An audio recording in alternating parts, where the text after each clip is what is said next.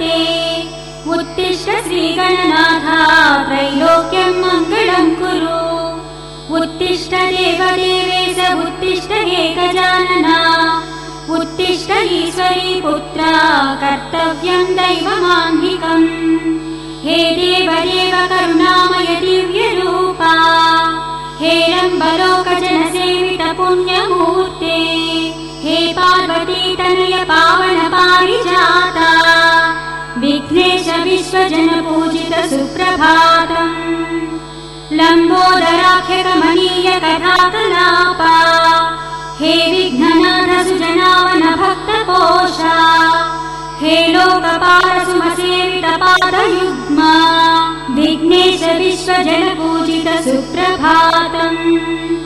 आनन्दरूपारुणोदय कान्तियुक्ता। व्यासादिदिव्यमुनिपूजित नव्यपादा। ब्रह्मादिदेव गणवन्दित वेदमूर्ते। विघ्नेश विश्वजन पूजित सुप्रभातम्। हे सुन्दरास्य गजभक्त गणेश स्वामिन्। हे भक्त पूज्य गणनाथ चतुर्भुजास्य। श्रीचन्दनादि सुमसेवित दिव्य देहा। विघ्नेश विश्वजन पूजित सुप्रभातम्। बीजा स्वरूप विविधोज्ज्वल कार्यरूपा। हे वेद बीज गणनायक गानलोला। हे भक्तपाल शरणागत पारिजाता। विघ्नेश विश्वजन पूजित सुप्रभातम्। हे मामहस्त घनमूषिक वाहनेशा। श्रीशूर्पकर्ण निज पाप विनाश हेतो। हे वक्रतुण्ड सुर पावन सूर्य तेजा। विघ्नेश विश्वजन पूजित सुप्रभातम्। हे सर्वपुत्र शरणागत पोषकार्या। श्रीकार रूप करुणाकर कल्पभूजा। ओंकार रूप शुभवारण वेशमूर्ते। विघ्नेश विश्वजन पूजित सुप्रभातम्। आराध्य देव चराचर विश्ववेद्या। हे शम्भुपुत्र सुरवन्दित पादयुग्मा। हे सोम सूर्य निज पावक पुण्यनेत्रा। विघ्नेश विश्वजन पूजित सुप्रभातम्। हे सिद्धि बुद्धि निज मानस राजहंसा। अज्ञानछेदन सनातन साधु पोषा। षट्चक्रवास सुरसेवित सुन्दरास्य। विघ्नेश विश्वजन पूजित सुप्रभातम्। कल्याण रूप जगदीश गणेश ईशा। कैवल्य रूप रमणीय रमेश पूज्या।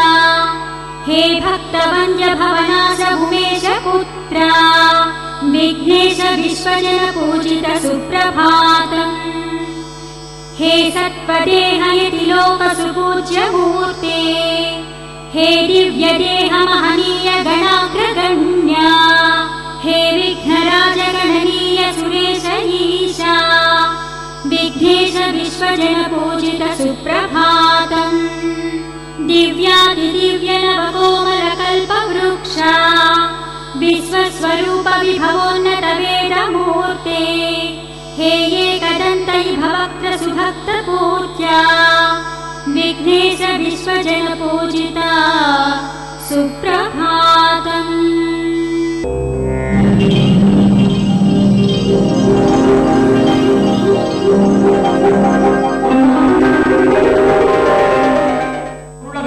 రామచంద్రుడు అభయం ఇచ్చిన తరువాత రామచంద్రుడితో మాట్లాడుతూ మునులకందరికీ అభయం ఇస్తూ రాక్షస సంహారం చేస్తానని వాగ్దానం చేశారు మీరు. కానీ ఇవాటి వరకు రాక్షసులకు మనకు ఏమీ విరోధమే కలుగలేదు. కనుక రాక్షసులకు మునులకు మధ్యన ఏమి తగువులున్నాయో మనకు తెలియదు. మనమా ఇక్కడ ఉండేవాళ్ళం కాదు.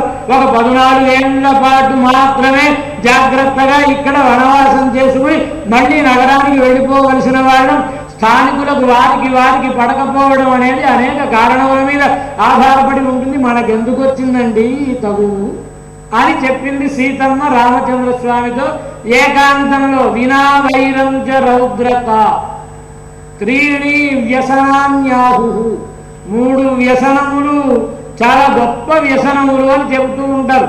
మిథ్యావాక్యం పరమకం, ఒకటి అసత్యమాడుట, రెండవది పరాయి స్త్రీల యందు వ్యామోహము కలిగి ఉండుట, మూడవది కారణము లేకుండా వైరము తెచ్చుకొనుట. ఇవి 3 దోషాలు. మూడిటిలో నువ్వు అసత్యం ఆడవు, ఆ సంగతి నాకు తెలుసు. స్త్రీలకేసి కన్నెత్తి చూడవు, ఆ విషయంలో కూడా నాకు నమ్మకమే. కానీ ఈ 3వ దోషం మాత్రం వచ్చి మీకు పట్టినట్లుగా నాకు అనుమానంగా ఉందండి, మనకెందుకు వచ్చిన తగువండి అంది సీతమ్మ. ఆ మాట వినగానే కోపం కలిగిన రామచంద్రస్వామి అప్యహం జీవితం జక్య త్వాం వా సీతే సలక్ష్మణ నతు ప్రతిజ్ఞాం సంస్కృత్య బ్రాహ్మణేభ్యో విశేషతః. ఒకరికి ఒక మాట ఇచ్చిన తర్వాత ఆ మాట నుండి తిరిగేది లేదు. అవసరమైతే అప్యహం జీవితం జక్య, నా జీవితాన్నైనా విడిచిపెడతాను, నా జీవితాన్నే కాదు త్వాం వా నిన్నైనా విడిచిపెడతాను అవసరమైతే, కానీ వారికి ఇచ్చిన మాట నుండి మాత్రం తిరగను.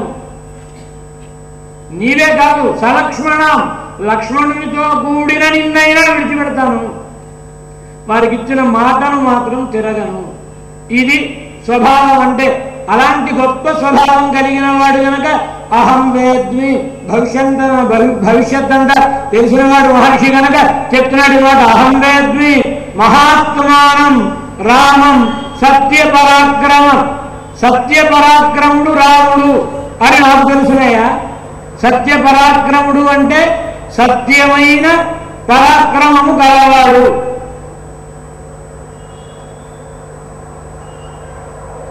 సతి అపరాక్రమ. సత్య పరాక్రమ అంటే అర్థం ఏమిట? మంచి వాళ్ళ మీద తన ప్రతాపాన్ని చూపనివాడు. సత్పురుషులైనటువంటి వాళ్ళ దగ్గర చాలా వినయ విధేయతలతో ఉండేవాడు కనుక సత్య పరాక్రమం. సత్యం అనే శబ్దానికి సత్యమాపహ అని వేదంలో సత్యం అనే శబ్దానికి జలములు అని అర్థం. సత్యే జలములలో పరాక్రమము ఎవరి చేత చూపింపబడిందో, పరులను ఎవరైతే ఆక్రమించాడో ఆయన సత్య పరాక్రముడు. మత్స్యావతారం ఎత్తి సోమకాసురుణ్ణి సంహరించాడు జలములలో పరమాత్మ కనుక సత్య పరాక్రమం అంటే జలములలో పరులను ఆక్రమించిన వాడు. కూర్మావతారం జలములలో పరులను ఆక్రమించిన వాడు. పరమైనది పర్వతం, పర్వతమును ఆక్రమించి తనదిగా చేసుకుని తాను మధించి దేవతలకు అమృతమును ఒసగిన వాడు కనుక సముద్రమథనం దేవతలు దానవులు చేయలేదు. శ్రీమన్నారాయణుడే దేవతలు దానవులు ఎప్పుడు తలచిన అమృతం పడకపోతే మనకి వారకాండలో విశ్వామిత్ర మహర్షి ఈ సముద్ర మథన వృత్తాంతాల గురించి రామచంద్రస్వామికి లక్ష్మణుడికి చెబుతాడు.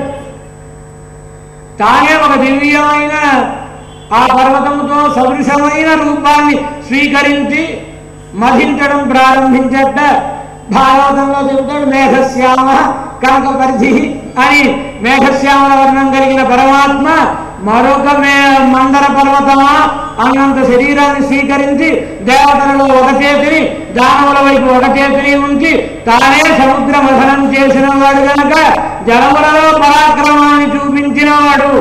కూర్మావతారాన్ని స్వీకరించినటువంటి పరమాత్మ సత్య పరాక్రమం, సత్యమైనటువంటి పరాక్రమము కలిగినటువంటి వాడు. సత్యము కొరకై పరాక్రమించినటువంటి వాడు.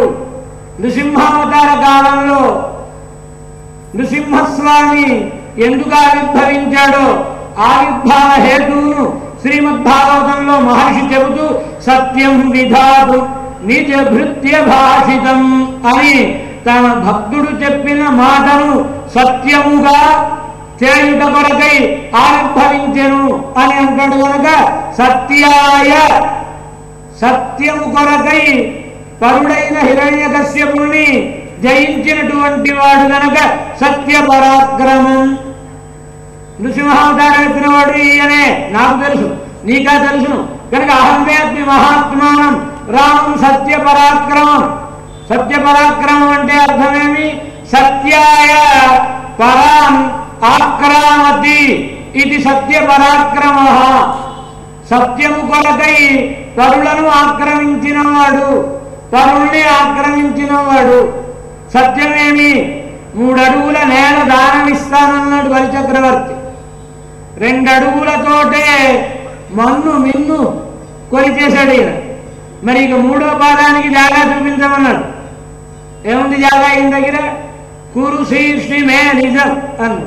అయ్యా నా సరస్సు మీద ఉంచు 3వ పాదాన్ని అన్నాడు. నిజానికి 2 పాదములలోనే 1 పాదముతోనే పుడవినంతా ఆక్రమించినప్పుడు త్రివిక్రముడు అక్కడ నేల మీద నిలబడి ఉన్న బలిచక్రవర్తి కూడా అంతర్గతుడైపోలేదా ఆ పుడవిలో? అయినా ఏదో ఆయన పాపం నేను నిజం మాట్లాడేవాడిని, అబద్ధం ఆడేవాడిని, దానం ఇచ్చేవాడిని అని ఓ మంచి బుద్ధి కలిగిన వాడు కనుక అలాంటి వాడిని చిన్న పుచ్చడం ఎందుకని అక్కడిచ్చిన 3 అడుగుల నేలను దానం ఇచ్చాననే మాటను సత్యముగా చేయుట కొరకై అక్కడికి తన పాదాల కిందము క్రిందికి తీసుకుని ఆక్రమించిన వాడు వామనుడు కనుక సత్య పరాక్రమం అహంవేద్మి. ఆ వామనావతారెత్తిన వాడు ఈ రామచంద్రుడే అని అహంవేద్మి. నాకు తెలుసు కానీ నీకు తెలుసునా? అహంవేత్మి సత్య పరాక్రమం, సత్యమైన పరాక్రమము. తన తండ్రి పలికిన పలుకును సత్యముగా చేయుట కొరకై 21 మారులు క్షత్రియులను సంహరించిన వాడు పరశురాముడు. ఆ సమయంలో జమదగ్నిని సంహరించే సమయంలో 21 మారులు రామా రామా రామా అని ఆ తల్లిగారు పిలిచింది. అందుకోసమని ఈయన 21 మారులు ఎక్కడ అధర్మవర్తనుడైన క్షత్రియుడు ఉన్నాడన్నా వెళ్ళి దండయాత్ర చేసి సంహరించినటువంటి వాడు కనుక సత్య పరాక్రమం రామచంద్రుని విషయంలో చెప్పనక్కర్లేదు. అహం వేద్మి మహాత్మానం గడచిన విధి గనక రామం సత్య పరాక్రమం అంటాడు విశ్వామిత్ర మహర్షి. అయినా ఇంకా దశరథ చక్రవర్తి ఈయన మాటను నమ్మినట్లుగా కనిపించడం లేదు కనుక వశిష్ఠోపి మహాతేజా. ఇప్పుడు ఈయనకి సాక్ష్యం కావాలి. ఎవరు కావాలి? ఎవరు చెబితే నమ్ముతాడు దశరథుడు? వాళ్ళ ఆచార్యుడు కనుక వశిష్ఠుడు చెబితే నమ్ముతాడు. వశిష్ఠుడు చెబితే నమ్మి తీరాలి. ఎందుచేత? సాధారణంగా విశ్వామిత్రుడు అవునంటే వశిష్ఠుడు కాదంటాడని లోకంలో ప్రతీతి గనక మీ గురువు గారైన వశిష్ఠుడు కూడా నేను అన్నమాటని అంగీకరిస్తాడా కావాలంటే అడుగుతుడు. వశిష్ఠోపి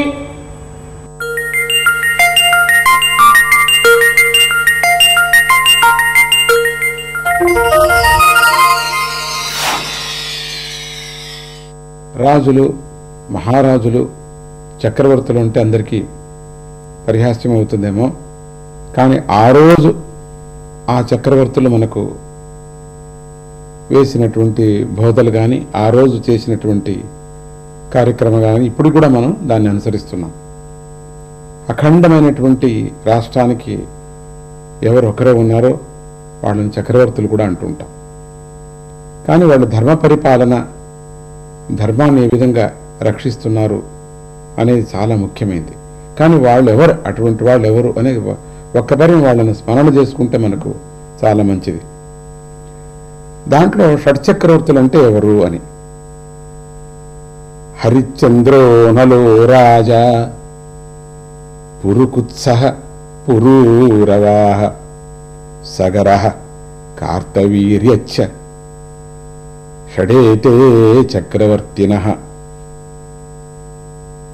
అంటే హరిశ్చంద్రుడు, నలుడు, పురుకుత్సుడు, పురూరవుడు, సగరుడు, కార్తవీరుడు అనేటువంటి 6 షట్చక్రవర్తులు.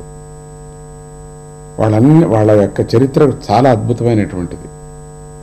వాళ్ళ చరిత్ర మనం చదువుతుంటే ఈరోజు మనం కూడా అనుసరించాలా అనేటువంటి ఒక తపన మనలో పుడుతుంది కూడా. హరిశ్చంద్రుడు సత్యానికి పెట్టింది పేరు అని అందరికీ తెలిసినటువంటిది. నలుడు మహాధర్మమూర్తి. ఇక పురుకుచ్చుడు గొప్ప భక్తుడు. పురూరవుడు త్రేతాగ్నికర్త అని అంటారు. సగరుడు సాగరకారకుడు అని. కార్తవీరుడి కథ మనం విన్నాం కదా అందరూ కూడా. వీరిని ప్రతిరోజు కూడా ఒక్కసారైనా స్మరించాలి. స్మరిస్తే సద్బుద్ధి కలగటమే కాక అనుకున్నవన్నీ కూడా కలుగుతుంటాయి. మామూలుగా వీళ్ళని స్మరణ చేస్తే వాళ్ళ బుద్ధి మనకు వస్తుంది. మొదట మనం జ్ఞాపకం చేసుకున్నాం, పరమాత్మను ఎందుకు స్మరించాలా అంటే పరమాత్ముల యొక్క బుద్ధి మనకు వస్తుంది. మహాత్ములను ఎందుకు స్మరించాలా, మహాత్ముల యొక్క బుద్ధి మనకు వస్తుంది, వాళ్ళ స్థితి మనకు తెలుస్తుంది. ఒక మంచి ప్రొఫెసర్ని అనుసరిస్తే మనం ఆయన విద్యంతా మనకు ధారపోస్తారు. ఒక గొప్ప సంగీతగాడిని ఎవరినైనా అనుసరిస్తే వాళ్ళ యొక్క నాద ఉపాసనంతా ఎట్లా పోస్తారు, వాళ్ళకి తెలిసినటువంటి మహత్తరమైనటువంటి విద్యలు ఆ విద్యార్థులకు ఎట్లా పోస్తున్నారు.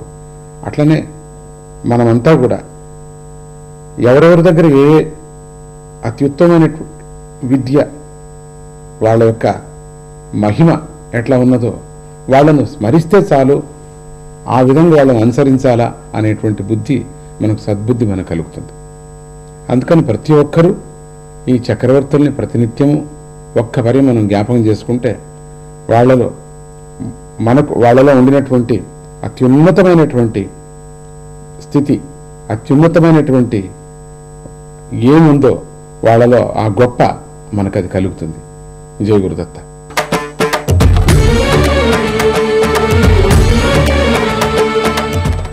నా మనస్సు అనే ఒక కోతి ఉన్నది, అత్యంత చపలమైనది. ఈ కోతిని అక్కడ ఎక్కడ వదిలేవంటే అస్సలు నా మాట వినడంలా. నువ్వు దీనిని నీతో పట్టుకెళ్ళు. కోతి కూడా రావాలంటే దాని మెడకి ఏం చేయాలి, ఓ తాడు కట్టాలి. ఇప్పుడు ఏమంటున్నాడు శంకరాచార్యులు వారు, దృఢం భక్త్యాబద్ధవా, భక్తి అనే ఒక తాడుతోటి నా మనస్సు అనే కోతిని కట్టి నీ కూడా పట్టుకెళ్ళి ఇంటింటా తిప్పి ఆడించు. ఆడిస్తే నీకు లాభం, నాకు లాభం, శివుడికి కూడా లాభం అన్నాడు ఆయన. శివుడికి లాభం ఏమిటి, కోతి ఉంది కనుక నీకు అందరూ ముష్టి వేస్తారు. నాకు లాభం ఏమిటి, కోతి నా మాట వినడంలా నా మనస్సు. నువ్వు భక్తి అనే తాడుతో నీ కూడా తిప్పుకున్నావు అనుకో, అటు ఇటు పారిపోదామన్నా లాగుతావు కనుక తాడుతోటి. అందుకని అప్పుడు సెల్ల మాట్లాడలేను, నిద్రపోలేను, అటు ఇటు దూకలేను, గెంతలేను. నీ కూడా నీ అధీనంలో ఉంటాను కనుక ఎలా ఉన్నా మోక్షం వస్తుంది. అసలు ఇంత చమత్కారంగా ఎవరన్నా చెప్పగలరా? అందుకని ఆది శంకరాచార్యుల వారు జగద్గురు అన్నారు ఆయన్ని. ఒక అత్యద్భుతమైన ఒక చిత్రమంతా ఒక శ్లోకంలో చిత్రీకరించి మన మనస్సు పడుతున్న వేదనంతా, మన లక్షణాలని చెప్పాడు ఆయన. శివుడి వెంట భక్తి అనే తాడుతో కట్టివేయబడి మన మనస్సు అనే కోతి వెళ్ళిందంటే వాడు హాయిగా ఉండగలడు. అలా ఉండాలి అంటే అధ్యాత్మ విషయ విశద మనీషతో వెళ్ళాలి. మనం నిరంతరం మహానుభావులైనటువంటి ఋషులు చెప్పిన మార్గంలో విద్యలు అన్నీ నేర్చుకుని సర్వకాల సర్వావస్థలలో ఆ విద్యలకు అంకితమైతే మానవ జీవితం పవిత్రమవుతుంది. అందుకని కాంపిల్యపురాన్ని పరిపాలించే మహారాజు గారు ఒక ఆయన ఆ ఊళ్ళో మహానుభావులైన 64 విద్యలు నేర్చుకున్న పండితుల్ని పెట్టి అనేక విద్యలు అందరికీ నేర్పిస్తూ యజ్ఞాలు చేయిస్తూ సస్యశ్యామలంగా దేశాన్ని సుభిక్షంగా పరిపాలించడం మొదలుపెట్టాడు. ఆయన అదృష్టవశాత్తు ఆయనకు ఒక గొప్ప వేద పండితుడు దొరికాడు. ఆయనకి యజ్ఞదీక్షితుడు అని పేరు. యజ్ఞములు చెయ్యడంలో ఇక అంత గొప్పవాడు లేడన్నమాట. వేదం చదివాడు.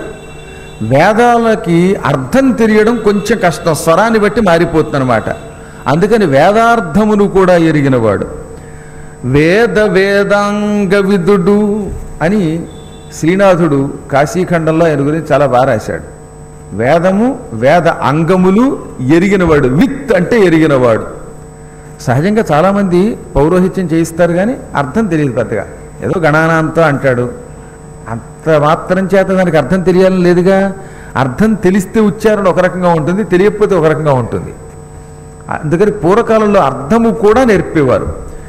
కొంచెం కష్టం అనుకోండి, కలియుగంలో అంత ఓపిక లేదు కనుక వదిలేశారు. ఎలా ఉన్నా వేదం వేదమే. కానీ యజ్ఞంలో ప్రతి పదమునకు అర్థం తెలిస్తే ఆ క్రియ చేసేటప్పుడు లోపము రాదు. అందుకని ఈ యజ్ఞదీక్షితుడు ప్రతి పదానికి అర్థం తెలుసుకుని కష్టపడి నేర్చుకుని దాన్ని ఇతరులకు చెబుతూ ఉండేవాడు. వేదమే కాక వేదాంగములను కూడా తెలుసుకున్నాడు. వేదాంగాలంటే ఏమిటి? శిక్ష, వ్యాకరణం, ఛందస్సు, జ్యోతిషం, కల్పం, నిరుక్తం. ఈ 6 వేద అంగములు అంటారన్నమాట. భాషకి వ్యాకరణం ప్రాణం, అది లేకపోతే ఉపయోగం లేదు. అది కూడా బాగా నేర్చుకోవాలి, లేకపోతే ఏ పదం ఎలా వాడతామో తెలియదు మనకి. నిరుక్తం, ఛందస్సు. ఛందస్సు అంటే ఇప్పుడు మనం ఎన్నో రకాల పద్యాలు శ్లోకాలు చదువుతున్నామే. గాయత్రి ఛందస్సు ఉంది, అనుష్టుప్ ఛందస్సు ఉంది, కొన్ని వేల కొలది ఛందస్సులు ఉన్నాయి. తెలుగులో ఎలా అయితే ఉత్పలమాల శార్దూల ఉన్నాయో సంస్కృతంలో కూడా శార్దూలాది ఛందస్సులు ఉన్నాయి. ఆ ఛందస్సుని కూడా ఎరిగినవాడు ఆయన. ఎరగడం కాదు, లోతులు తెలిసినవాడు, బాగా చదువుకున్నవాడు. ఆయనకి మంచి కన్యామణి ఒక ఆవిడ దొరికింది. దైవానుగ్రహం వల్ల బంగారం లాంటి భార్య వచ్చింది. భార్యాభర్తలిద్దరూ ఐకమత్యంతో బతికారు. 16 ఏళ్ళు అయిందటి పెళ్ళయి. వీళ్ళకి పిల్లలు పుట్టలేదు. బాగా యజ్ఞాలు అవి చేశారు. సరే, దైవానుగ్రహం వల్ల ఆఫ్టర్ 16 ఇయర్స్ 16 సంవత్సరాల తర్వాత ఈ యజ్ఞదీక్షితుడికి ఒక కొడుకు పుట్టాడు. బంగారపు రంగులో ఉండేవాడు వాడు, అంత అందంగా ఉండేవాడు. జులపాల జుట్టు, గిరజాలతో ఒత్తుగా ఉన్న జుట్టు అనమాట. అంటే వయస్సులో ఉన్నప్పుడు అలాగే ఉంటాయిలేండి అందరికీ. అలాంటి జుట్టుతో ఉండేవాడు. నిగనిగలాడిపోతున్న దంతాలతో చూడ్డానికి ముచ్చటగా చిన్నప్పటి నుంచి బాగుండేవాడు. తల్లి వీడిని బాగా గారం చేసింది. ఈ లోకంలో అందరిలోకి పెద్ద పొరపాటు ఎక్కడ చేస్తామంటే పిల్లల విషయంలో తల్లిదండ్రులు ఇద్దరిది బాధ్యత, అందులో తల్లి బాధ్యత ఎక్కువగా ఉంటుంది. కొడుకుని మరీ లేక పుట్టాడని గారం చేసింది. దాంతో వాడు చిన్నప్పటి నుంచి భ్రష్టుడయ్యాడు. పిల్లల్ని ఎప్పుడు ఎలా చూడాలో అలా చూడడం ప్రథమ కర్తవ్యం. నాకేం తెలియదు, పోతే పోతాడు, ఉంటే ఉంటాడంటే ఎలా కుదురుతుంది? యావజ్జీవితం అనుభవించేది నువ్వే. ఒక్క పుత్రుడు తేడా పాడా కనుక ప్రవర్తిస్తే వంశం నాశనం అయిపోతుంది తెలుసునా? పుత్రుడు వాడు ఒక్కడు పోడు, వాడు పోతే తాతలతో సైతంగా నరకానికి వస్తారు. అందుకే అటేడు ఇటేడు తరాలని తరింపజేసేవాడు కొడుకంటే. అది తెలుసుకుని బాధ్యతతో కేవలం పెళ్ళాం మీద వదిలేయకుండా భర్త చూసుకోవాలి, భర్త చూసుకుంటున్నాడని వదిలేయకుండా భార్య చూడాలి. అదనులో పిల్లల్ని సక్రమంగా చూడని తల్లిదండ్రులు యావజ్జీవితం ఏడుస్తారు అని చెప్పిందండి శివపురాణం. అదనులో అంటే చిన్నప్పుడు పిల్లల్ని సక్రమంగా పెంచని తల్లిదండ్రులకి యావజ్జీవితం దుఃఖం. పిల్లల్ని కేవలం చదువు అంటే చదివేనా, ఇంజనీరింగ్ చదువు లేకపోతే ఇంకోటో చదివిస్తే కాదు, ప్రవర్తన కూడా బాగుండాలి. లేకపోతే యావజ్జీవితం భ్రష్టత్వమే కదా. కొడుకైనా కూతురైనా వాళ్ళు సక్రమంగా ఉంటే వంశాలు తరిస్తాయి. తేడా వచ్చిందా మొత్తం వంశములు నశించిపోతాయి. ఈ తల్లి వీడిని కొంచెం మరీ గారం చేసి భర్తకి తెలియకుండా ఈ కొడుకుని భ్రష్టుని చేసింది. వీడు చిన్నప్పటి నుంచి పువ్వు పుట్టగానే పరిమళించినట్టుగా ఏ జన్మ పాపమో సకల వ్యసనపరాయణుడైపోయాడు. బ్రాహ్మణాచారంబు పర్యాచకము చేయు అగ్నిహోత్ర విధానమన్న నలుగు సంధ్యాభివందన ఉద్యమనన వీడు ద్యోతకారులతోడి ఒద్దివడయు పాషండ షండ దుర్భాషలా వర్తిల్చు గీతవాద్య వినోద కేళితగులు ధాతువాదులతోడ తాత్పర్యమనరించు చెలిమి వాటిల్చు నాస్తికులతోడ.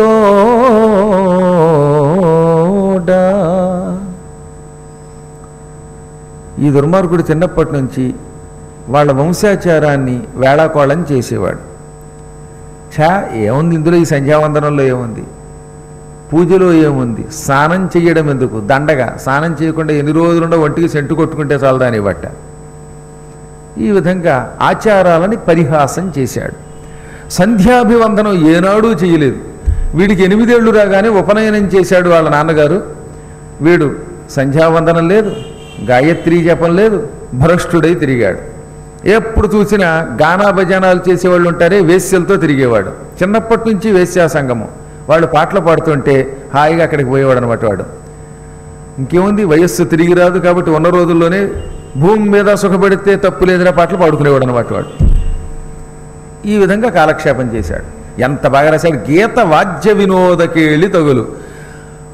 వీణలు వాయించుకుంటూ, డప్పులు వాయించుకుంటూ, హార్మోనియం వాయించుకుంటూ, పిచ్చపాటలు పాడుకుంటూ, అదనమాట గీతవాద్య వినోదకేళి అంటే. శృంగార సంబంధమైన పాటలతోటి గడిపేవాడు. తెగతాగి తందనాలాడేవాడు. నాస్తికులతో తిరిగేవాడు. పదార్థవాదం అంటే వస్తువులతోటే మనకి పని, మనుషులతో సంబంధంలా. ఇవాళ ఉంటాడు వీడు పోతాడు. ఉన్నంతకాలం వస్తువులు, ఈ వస్తువు ఇవాళ ఉంటే రేపు పొద్దున ఉండదు కనుక దాన్ని అనుభవించేద్దాం అంతే. కనిపించిన వస్తువు తినేద్దాం, కనిపించింది తాగేద్దాం, వావి వరస లేకుండా స్త్రీ పురుషులు స్వేచ్ఛగా తిరుగుదాం. ఆ రోజుల్లోనే అమెరికా వెళ్ళవలసిన వాడు అలా స్వేచ్ఛగా తిరుగుదామనేవాడు. దేవుడు లేడు, దెయ్యం లేదు, ఈ పిండ ప్రధానాలు ఈ పూజలన్నీ కొంతమంది బతకడానికి ఏర్పాటు చేసుకున్నవి అని నాస్తికవాదం చేసేవాడు. కులటాపుత్రులతోటి తిరుగుతూ వాళ్ళకే పీఠం ఇచ్చేవాడు మొట్టమొదటిగా. గణేశ జయ జయ గణేశ మహాగణపతి నమో నమో.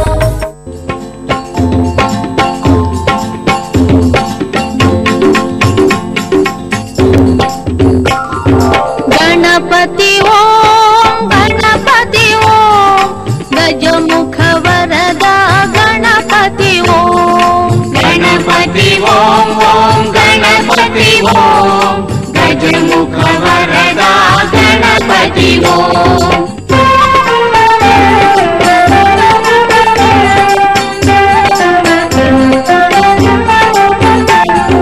मूषिक वाहन गणपति ओम मोदक हस्ता गणपति ओम मूषिक वाहन गणपति ओम मोदक हस्ता गणपति ओम ईश्वर पुत्र गणपति ओम ईश्वर रूपा गणपति ओम ईश्वर पुत्र गणपति ओम ईश्वर रूपा गणपति ओम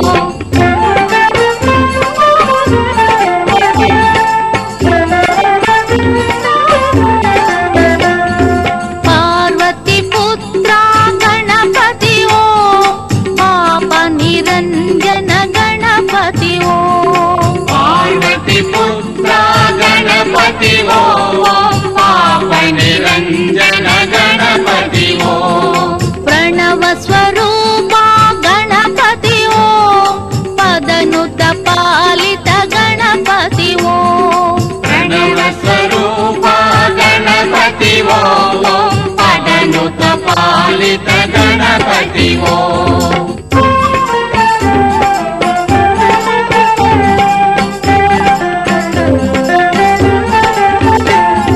वेद विनायक गणपति ओम नाद विनायक गणपति ओम वेद विनायक गणपति ओम नाद विनायक गणपति ओम बुद्धि विनायक गणपति ओम सिद्धि विनायक गणपति ओम बुद्धि विनायक गणपति ओम